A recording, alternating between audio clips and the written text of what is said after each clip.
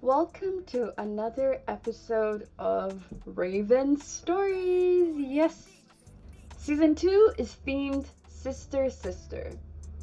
Through the season, I'll be sharing conversations I have with the women in my life who are my sisters and who are also immigrants in one way or another.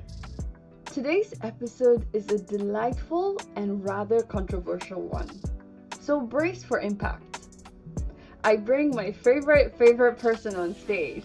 Yes, you guessed right. It's my sister Iffy. So sit back, put on that seatbelt, and enjoy this conversation. I didn't think about how interacting with the people there would be. Mm. But even if I imagined it, I didn't imagine it to be that hostile.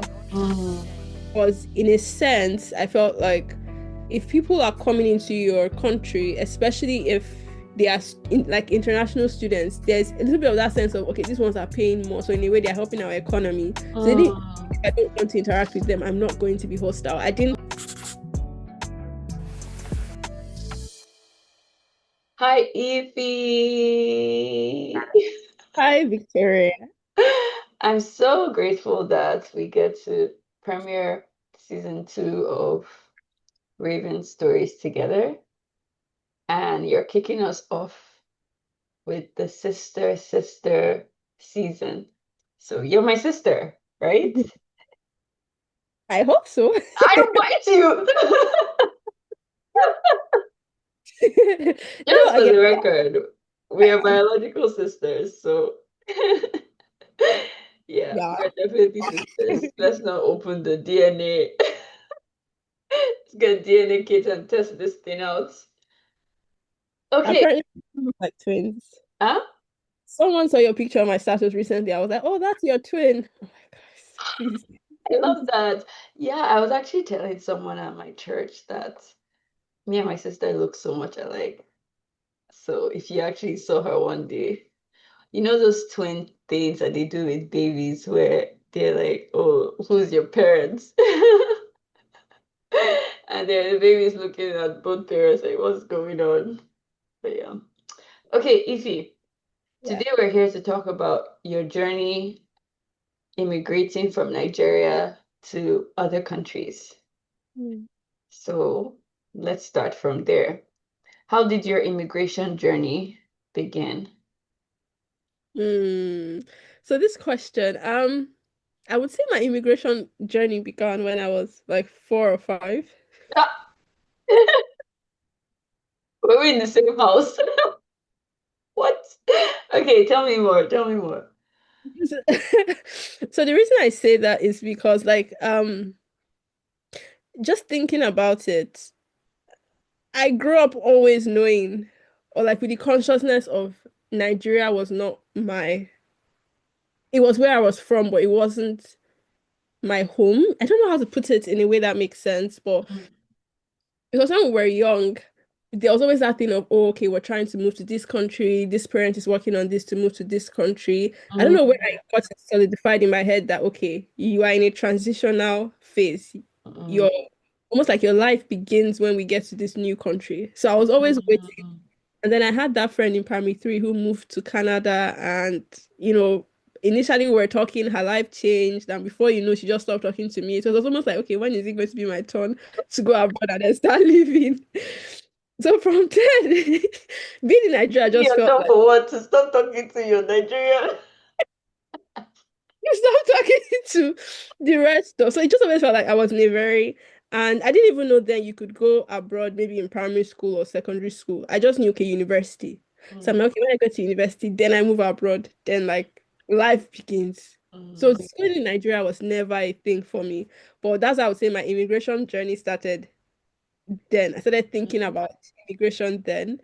And by the time that university time came, I guess that was why, yeah, everything else unfolded where it was like, mm. now it's time to leave. Why are there hindrances for me to start living? Yeah. Like, leave Nigeria, but living like LIVING. Like, Mm, I don't, yeah, but I don't really know why I thought that way. I mm. haven't, yeah. I think it's because you watch too much Disney. Sorry. I think it's because we're sisters. I can say this and just be Oh savage. yeah. It's this. Disney. But you So know you didn't what? feel that way. I don't remember feeling like that, but I just know that like when we were kids and we would talk about getting married, that your perspective was always way broader than mine. I'm like, how is this girl like African American or what did you always say? I don't even I remember. say African American. Yeah, I'm like, who are those? You know? Um, but I can honestly see what you're saying because I do remember that for a long time it was sort of pending, like this like almost there but not quite. Um, but I never realized that it influenced your experience of even being present where you were. And maybe because you also had a close friend that moved, that would have been like, oh my goodness, it's actually real to like leave a place. Yeah. That that really affected it. And even just thinking about it now, I also feel like the schools I was put into, because by the time we moved to Abuja and I started going to these schools and it was all um politicians' children, there Mm, there was also that sense of a lot of them either went to school abroad or went to really top schools in Nigeria. I mean secondary schools then, because I was primary school. mm, Just being among them where it was like, okay, now I'm also within surrounded with my pending people where none mm, of them really like it wasn't like Nigeria was home. It was almost like I'm just here for the basic and then I go mm, to where I start like building my life.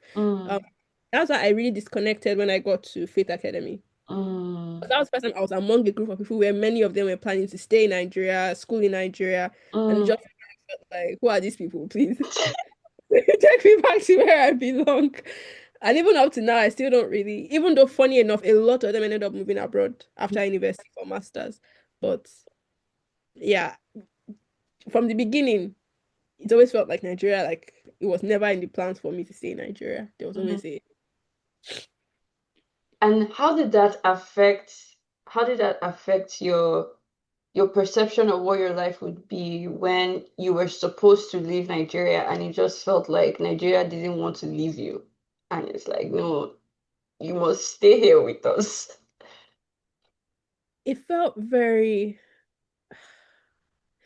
um I can't really put the words to it, but it's almost like you're in a cage and you're told on the 20th day the cage will be open and you'll be set free.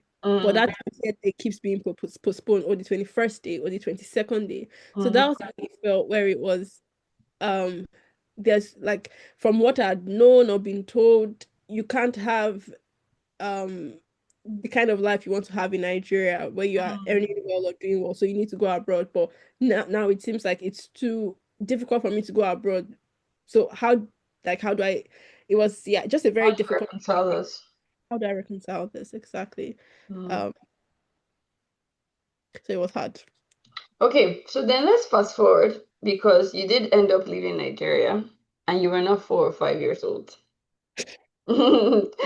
So when you actually then left Nigeria on your first plane to a country that was not Nigeria, where you were not just going to visit, but you were moving with your suitcases full of your life to start in a new country. What did that experience feel like for you? What did it look like? It was mixed. That's this was also my first time consciously going outside like the shores of Nigeria. So I was very excited. And there's this thing that happens to me where when something I've been wanting finally happens, it feels Mm, like there's probably a name for it, but it just feels like something's going to happen to take that away from me.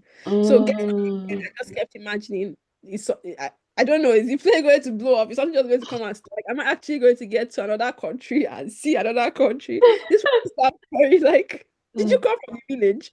But that was where I felt like something was going to stop it. Like I mm. wasn't going to actually get to a country, like enter the plane, land, and see a different country. I don't know. It just felt like The something was going to border, the border police would have been like, sorry, you can't leave Nigeria. happen. go back. But yeah, until finally I got to Ukraine. And then when I got to Ukraine, um I was actually pleasantly surprised Mm, because we know Ukraine wasn't the first option for me. mm, It was not my dream country. Ukraine was just the okay, this cage is not going to be open. What can I settle for? mm, I need anything. So looking at online, hearing all I knew about Ukraine, no offense to Ukrainians, but it's just when you're thinking of like the my first country was the US, and I was like, that was and when it wasn't working out, I'm like, I have to go anywhere. Ukraine was the next option. And from the perception online, it wasn't too great. But when I got there, I'm like, it's not half bad. It's actually mm, pretty okay. Which mm. was like different from what many people I met experienced, where maybe they came with the expectations of thinking it's like the US. I don't know. People came there really hyped and then they were a bit disappointed. I was Mm, the flip side where I expected a lot less and it was mm. this isn't too bad. Not too bad. And I'm just imagining like your 4 or 5 year old self being like taking in the air of Ukraine and being like, We made it. We're actually in a different country with wow.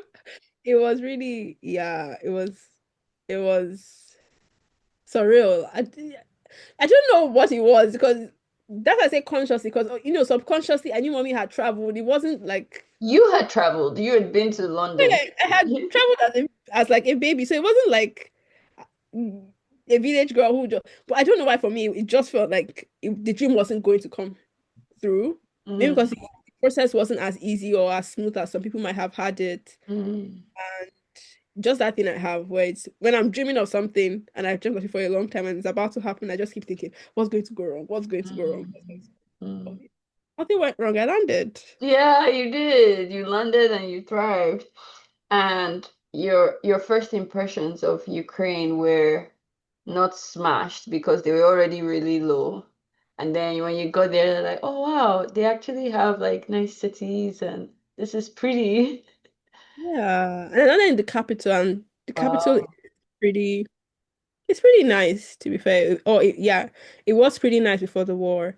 Mm. So, What was life like from day to day, like when you got to Ukraine and you settled down for school at a very high level? What did that look like? so for me, mm, I feel it was it just felt very much how do I put it? It was very different from what I feel many people experience, maybe in countries where English is their first language. So Mm, it's like you're in a new place, you're interacting with the people, like different forms of interaction. When I landed in Ukraine, I didn't know anything about Ukrainian. I had been learning a bit of Russian because that was like the apps that were available didn't really teach Ukrainian. mm, And where my school was, when I landed in the capital, Russian is spoken in the capital mixed with Ukrainian, like they mix it. mm, But my school was in like Western Ukraine. And there, almost speaking Russian is like an offense. mm. Because they were very anti-Russia. So So if you don't get there, you're trying to be friendly. You don't know anything about the politics. they'll just look at you like, How do what you did say you hi in Russian? is Здравствуйте? Oh, and then go to the Western Ukraine. Здравствуйте! Oh my God. Just kind of like, eh? But yeah, it felt like I was like I don't know how to put it. I was there for school. So you go to school, you meet with your teachers who try to speak English to you. You come back home. People at the stores don't really want to interact with you because you're not speaking their Really? language. Yeah, they're not. Yeah, you're not speaking their language. So it was almost like I don't know how to put it, but it was a very unfriendly environment where it's Mm. just well, we don't want you in our environment, but you're here for school. So go to school, come back, Oh, and we that don't was want to see you. yeah, we don't really want to see or interact with you unless you can speak the language. And even when you can speak the language, sometimes it's kind of like, what accent is that? To Mm, just yeah, so it felt a bit hostile. That's why a lot of Ukrainians, unless maybe especially the guys who maybe picked up the language to flirt with the girls and from there kind of broke into their community. Many people just stuck to their foreign friends, either Indians or fellow Africans. It was mostly just Indians and Africans. So Wow. that was your pick. So, I mean, like being in this type of environment, is that what you imagined your environment would look like when you arrived in the country that was different from Nigeria? Hmm, not really. I guess I didn't really give it much thought. Like I didn't think about how interacting with the people there would be. Mm, But even if I imagined it, I didn't imagine it to be that hostile. mm, Because in a sense, I felt like if people are coming into your country, especially if they are like international students, there's a little bit of that sense of, okay, these ones are paying more. So in a way, they're helping our economy. So they didn't, mm, if I don't want to interact with them, I'm not going to be hostile. I didn't imagine mm, that level of like unfriendliness. I think about this time, and I was saying probably this was like the height of hostility I experienced when I got on the bus, and there were these two boys who, for whatever reason, they were behaving the way they were behaving. They sat behind me. I was on the bus at first. They came on the bus. They sat behind me, and they started like kicking my seats, like. They were kicking, and I turned back and they would look at me and they would laugh, like, what are you going to do about it? They were not speaking English, but nobody else on the bus could be like, hey, stop it. Like, mm, I'm foreign. What they are doing is still wrong. And I mm, rode the bus for like maybe two or three more stops and they just kept at it. And I just came off. I'm like, yeah, I'm not doing this. So it was that kind of environment where people, it was almost like they didn't really care about you, you mm, know. mm, Even when I had my accident, because I had a really bad accident, if I didn't have friends around me, it would mm, have been so terrible. mm, Uh, At a point, even the person who, okay, so I had an accident where I was crossing, I was jaywalking, mm, all fine and good, but I wasn't alone, I was with my friends, and there was this car that was coming, and long story short, I was hit by the car. mm, Uh, and if not for my friends who were there, and at a point, one of my friends had to call like her Jehovah Witness Ukrainian friend to come translate because they could not understand what the guy was telling the Ukrainian police officers and what some other people were telling the police officers. Um, if not for that person, I would not have known that they were trying to paint the picture of, oh, I was trying to commit suicide, so I jumped in front of his car and mm, had no fault. So it's mm, just that kind of community where I'm crossing the road. We're like three of, in fact, we're many people crossing the road, but to avoid others, he hits me because it was almost like mm. as One pe- or many. yeah. So are we all trying to commit suicide? And what we Mm, do is jumping in front of a car, you know? But if we didn't have that Jehovah Witness person who was Ukrainian and who could translate and be like, no, no, no, that's not what happened, they would mm, have painted a whole different story and no one would have stood up for me because oh she's foreign. mm. So there's no love. It's almost like you're foreign, you're not human. Wow. That was a really terrible time for you and for all of us because I still see myself when I got the phone call that you had that accident. Yeah. And the Ukrainian police, what did they ever do about it? So because I'm really grateful to that like Jehovah Witness family who they took it up for me. So it became a case where they were the ones like they were not lawyers, but they were kind of representing me like they were going to the police station for me. So it was a case in the police station, and eventually they had to sit me down and be like, so the man is he's saying if he has to pay for your medical bills, or if he has to take any responsibility at all and end up paying for your medical bills, you would pay for the damage of his car because he's blaming like he's saying you jumped in front of his car. Mm, And because I was jaywalking, I didn't have any like I don't there was no CCTV, but even if there was, there's still that thing of you were jaywalking. You were not walking on the zebra crossing. You didn't cross the road at the zebra crossing. And I didn't want it to be elongated at that point. I had a friend who had offered to pay for the medical bill, so it was just like, you know what, it's fine. It's not like I need any money from him or anything. Whether he owns up or he doesn't own up. So I had to sign I signed a document where I said I wasn't you're going under to make press money. charges. Yeah. And he also signed where it was like he wasn't making me pay for his car. And we just went our separate ways. When you think about him now, do you feel any resentment, sadness? Like, what do you feel? Um, I don't really feel anything. I feel like he was really like the standard Ukrainian. Mm, He did not. The Ukrainians that were nice because they were Christians, like that, and it was mm, mostly like Jehovah Witnesses. Yeah, but yeah, because they were like Christian or they had a faith. Otherwise, they could be very they could be very brutal. They could be very brutal.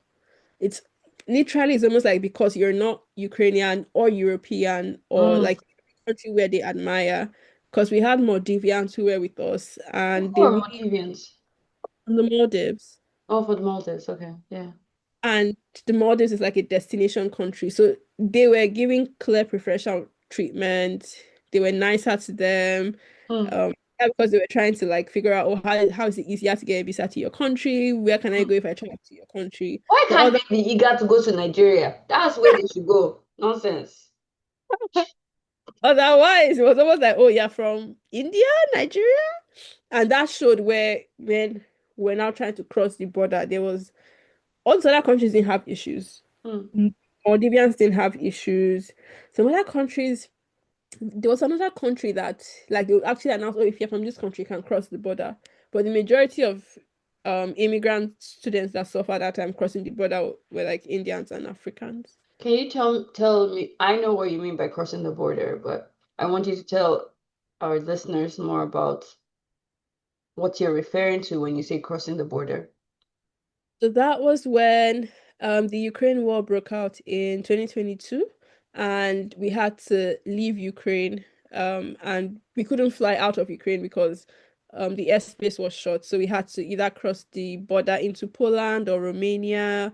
I'm trying to think of the other countries. I'm sure there were like two other countries people were crossing into, but we had to cross the land border, so go from um, so yeah, that's the border I'm talking about, where the security officers there made it really difficult for Africans or Mm. Indians, Africans and Indians to cross. I feel that when we started this interview and you said your immigration journey began as a 4 or 5 year old with this constant feeling while you were in Nigeria of being transient, Mm. and then you get to Ukraine and it's not like it's beautiful in how it looks, but the people are honestly not what you imagined. It kind of makes me feel like, makes me think, you know how as Christians, not Jehovah Witnesses, as Christians, no shade to the JWs out there. Hopefully there's none listening to my podcast, but just in case you are, just in case, no shade. But as Christians, we live on earth feeling like we're transient, like we're going to our actual home, which is heaven, which is a new earth.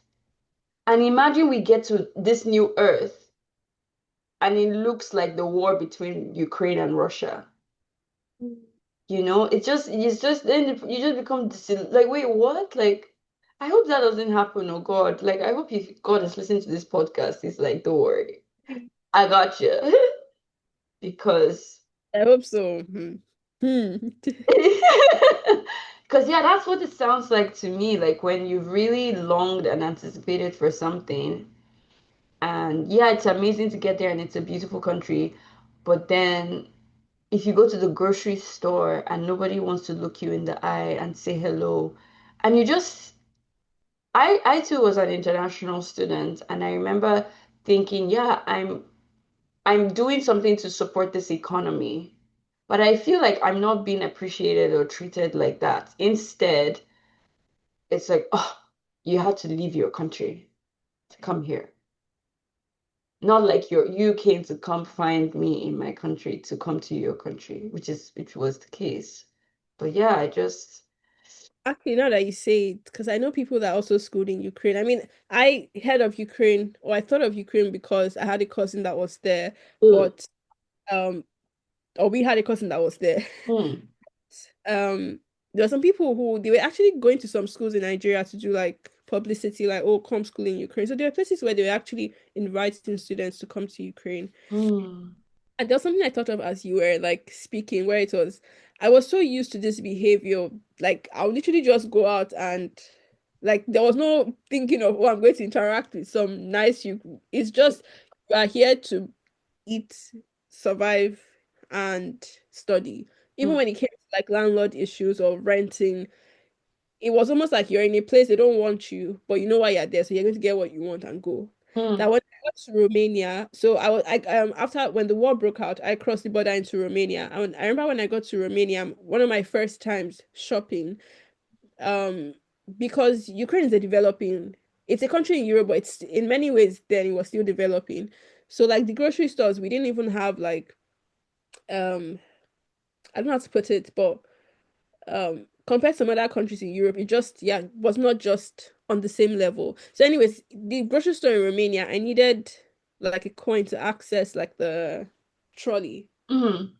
Yeah. But I didn't even know how that system worked. I'm kind of like, oh, like how do I put the coin in? Where do I get the coin from? And But then you guys just didn't have that in Ukraine.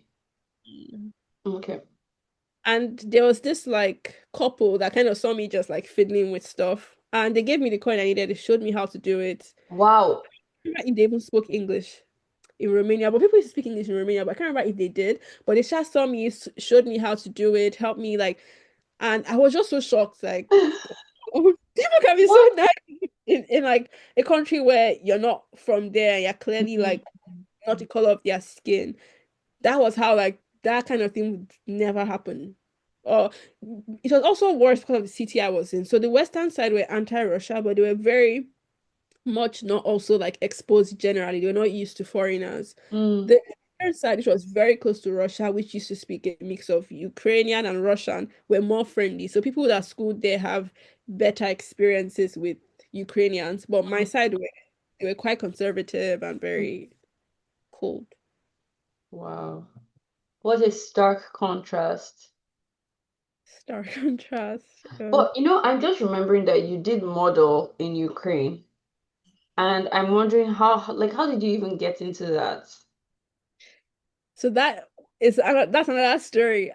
So modeling, there was a girl in my church who used to model, Mm. and a friend of hers, my brain is trying to check, like, does that English make sense? Yes. A friend of hers saw Mm. me and she was like, you you look like a model. You should talk to this girl and also get into modeling.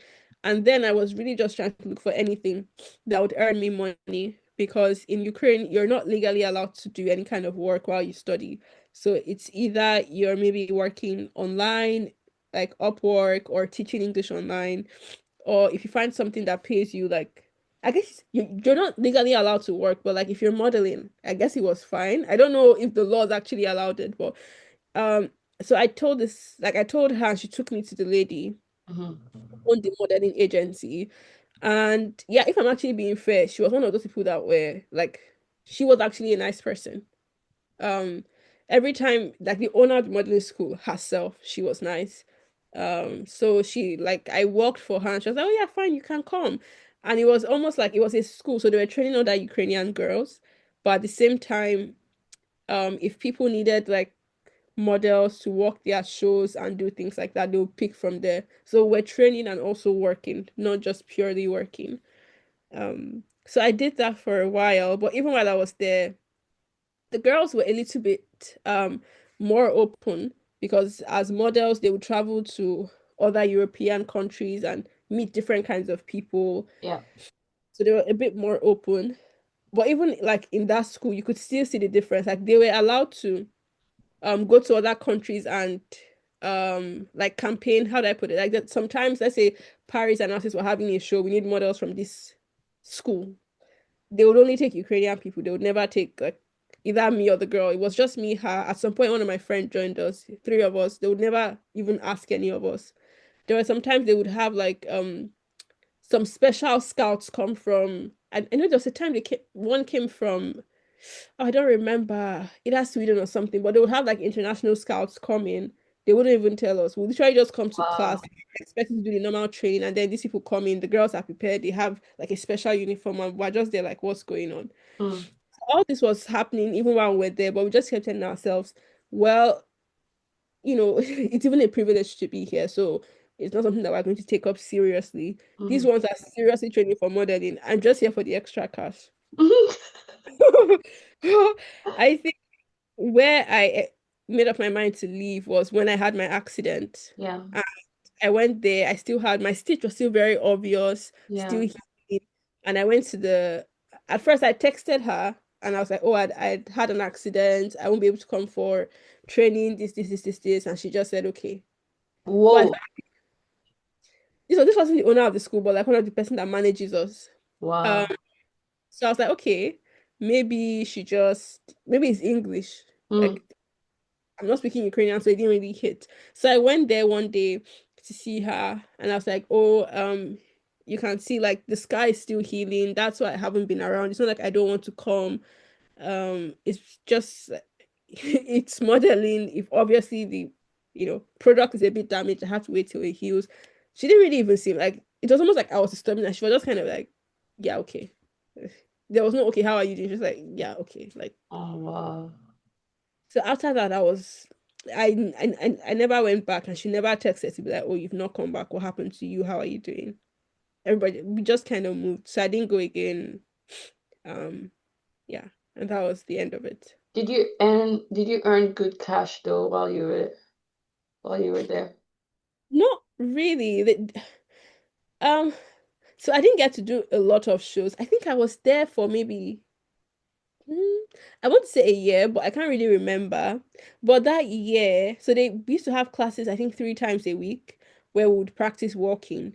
But the actual shows I got to do when probably not up to 10. Ugh, 10 is even large, but probably not up to maybe I did like 4 or 5 shows. Mm. So I didn't do that many shows. And for each show, they may just pay you like 20 or yeah, like $20. So maybe altogether I made like $100 from modeling. But that level of coldness, it's for me, it's unfathomable. Yeah. The only way it will make sense is if they don't really see you. That's why I feel like Yeah. Okay, you know why I say I just find it so like unfathomable is because like in this whole like over the last few years when there's been this terrible war between Ukraine and Russia, it's mm, just been so hard for me as also as an immigrant in a third country, like in a very different country, to really know how to participate, to be curious to learn anything because I remember what your experience was like in Ukraine. And I can only think about one or two things that I actually felt like, yeah, if he enjoyed this, and through her eyes, I also appreciated this.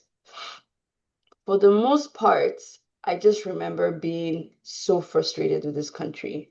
Like even when I meet Ukrainians here, like right now, it's hard for me to like I can't even think about one Ukrainian friend I have, but maybe I do have one. So or I'm forgetting. But I can't because it's just so it's kind of like, do you know that some of your people are really not that great? Like in some of the worst ways. I mean, people could say that about Nigeria with like Nigerian princes and all that jazz, but I'd like to think that on a whole, Nigerians are generally like very warm yeah. people. And yeah, like I know like in Canada, people want to be perceived as polite and kind and friendly. And Americans that are not Trump want to be perceived as jovial and, funny and warm and. And then like some other countries are just like, no, we want to be perceived as Where we are. darling. I think that's why here, so for context, now I live in the UK. That's why Ooh, tell us about that, like the journey and yeah, okay. I'll explain that. But that's why now when I'm here and people complain like, oh, these people don't want you in their country. Why are you still there? Just leave. I'm kind of in my head, I'm kind of like, you don't want me here, but if I'm here with legal purposes and I know I'm contributing to the country, I'll stay here because sometimes like I'm used to it. I was like, But can you just imagine the audacity of these people? You came to our country. You came as a colonizer. No, we're gonna go there. That's why Victor, it's sister, sister. do you know, Hmm. like recently, someone like, his name is Radcliffe. I don't know what club, but Manu. I think he's former manager for Manu or current manager for Manu. Hmm. Like 2 days ago, yesterday, so made a comment and he was like, he feels like the immigrants are colonizing the country now. Yeah, colonize. Do you know what? Do you know what colonizing is? You think we are colonizing this country? Hmm. When we're not forcing you to speak our language, we're not. It was so like different reactions. Some people are agreeing. The prime minister has called him out to apologize. They're attacking the prime minister for that. But I just feel that experience made me so insulated to. There are very few countries where, also in the UK, they try to be polite. So whether they like you, it's almost like it's a normal human thing where you shouldn't really show your, I don't know, disregard for someone so openly. So here, Hmm. try to be, aside from people like him and some other people who hide behind the internet and say things, in person, people try to be very political. Everyone wants to be seen as respectful, either respecting your race or your sex or whatever. They try to be like very, um, it was in Ukraine where they didn't really care. Didn't really care. But here, so I'm not really phased. I'm not like, oh my God, you don't want me here. I'm kind of like, I don't know of any country where people are like, oh no, come, come, we love you. Even if they say it, they want the economic benefit. But in reality, they are a bit, yeah, you're foreign in our land. We don't understand your culture. You don't really understand ours. There's a bit of tension there. Hmm. Um, so the whole tension with the UK, they don't want immigrants. I'm just like, I will be here until God says otherwise. Yes, yes, you'll be there. You'll be there. You'll become their prime minister. Yeah, yeah, you'll be there. Yeah, Because no. they're not even serious. They're not even serious. You know, in Canada, like there's the whole thing with indigenous history and just the trauma of colonization, you know? Until today, they're still repenting. And I just do not know how to feel when the other day, a friend was here and she's like, Victoria, we are indigenous Nigerians, just so you know, in case you're not aware, we are indigenous to Nigeria and we were colonized. Our language was taken away and we're given a new language. So that Mr. Radcliffe, until he starts speaking Yoruba or Igbo, which I would really like to hear from him, you should not talk to me about colonization. What does that mean? What does that mean? Even Man. even here, that's the thing about immigration, where it's easy to point out people who are obviously different. But Mm, even in the I mean, I wouldn't want to go there too much. But even in the US, it's a lot of Europeans who immigrated there. Even that's here, right. there are many people who now, okay, they have the British accent, they've been here for years, but they immigrated from other parts of Europe. But it's not Mm, easy to immediately spot it out, either mhm. because they, like ancestry wise, they're, color of skin, Yeah. but obviously, I'm obviously very black. It's Mm. even if I had a British accent, it's still like, where are Or you you're not from? as black like if you were from Sudan or somewhere. Like I'm you, just, you don't look black. You look and that's a chocolate. very interesting thing. Even Mm. when you get British citizenship, on your passport, it doesn't say you're British. It says you have a British passport, but inside nationality is African or black or wherever you're from. You're never fully British. You're never, but for me, it doesn't really, Doesn't matter. it's not as bad as Ukraine. So it's Mm. it's fine. And I'm sure Ukraine is not the only country, not to put Ukraine on blast. There are other maybe European No, countries. no, no, no, no. We are going to blast them. We are going to blast them. We'll send I this to what's the name of that their president? I don't even know his name again. It starts with Z. forget We his used to name. play that game. Z. Zepanaya or whatever his name is. We will blast him. Nonsense. Oh, no. Yeah, it's just really complicated feelings about Ukraine. Really complicated feelings about Ukraine as a country.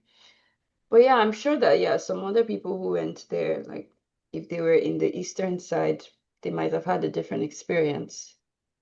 And I know that I remember, yeah, you had this experience that you shared when you were in Romania with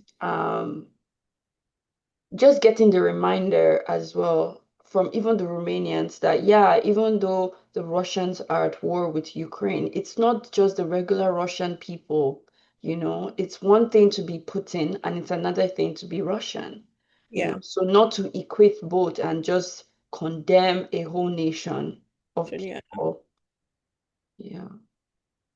There are some Russian people that are nice. There are still also some Ukrainians that are nice. But I Yeah. didn't have a very pleasant experience with them. Yeah. There is more to this conversation. You can catch the full story on the next episode. Until then, thank you so much for listening. We are as organic as it gets, meaning we are Instagram free, TikTok free, Facebook free platform. Welcome to the wannabe 80s. If you are an immigrant and would love to be interviewed in future seasons, please submit your interest through the link in the description. We would love to hear from you. I hope to meet you someday, but until then, please enjoy and follow or subscribe to hear more stories.